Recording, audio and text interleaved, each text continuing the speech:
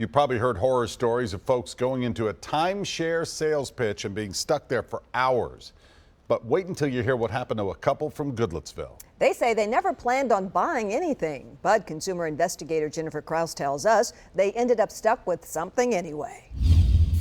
I mean, we wasn't there for none of this crap. Doyle Campbell and his wife Mindy went to the Wyndham Resort off McGavick Pike after getting a call that they'd won a prize. You won a very expensive gift. All the Campbells had to do was come here for a 90-minute timeshare presentation. We told him from the start, no, we wasn't buying nothing. They say the Wyndham employees refused to give them their prize until they'd been there nearly 5 hours, as the salespeople took turns trying to sell them a timeshare. Oh, it was a scam. But even worse, they say, was getting this letter several weeks later. Thanking us for opening an account with PayPal. He opened a $15,000 account on us that I didn't know nothing about. According to the letter, the Campbells had gotten a $15,000 line of credit through PayPal during their recent visit to the Wyndham Resort's property. I can't afford that. And later they discovered they'd also unknowingly applied for a Wyndham Rewards Visa card that same day. Was there ever any conversation during the 5 hours you were there that they were going to open a line of credit for you? No. Or that they were going to open a Visa card for you? No. No, none of it.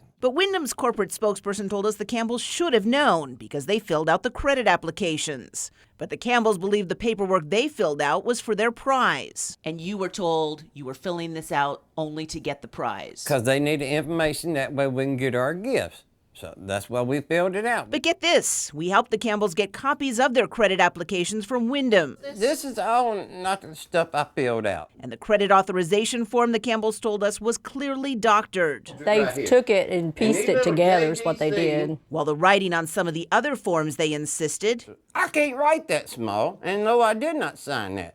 was not theirs. That's not my signature. You didn't write any of this? You didn't sign your initials here? No.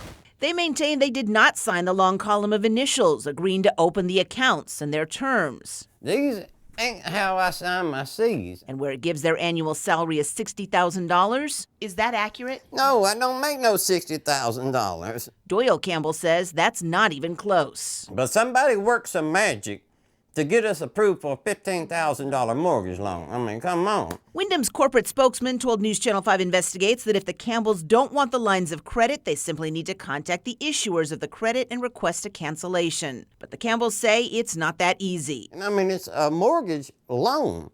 I mean, it's a $15,000 deal. I mean, This sort of credit, they say, stays on your credit history for 2 years. And it's a big deal, especially when you're trying to buy a house. well, we can't if we got stuff like this on there. We probably ain't the only ones that done like this, and it really makes me mad.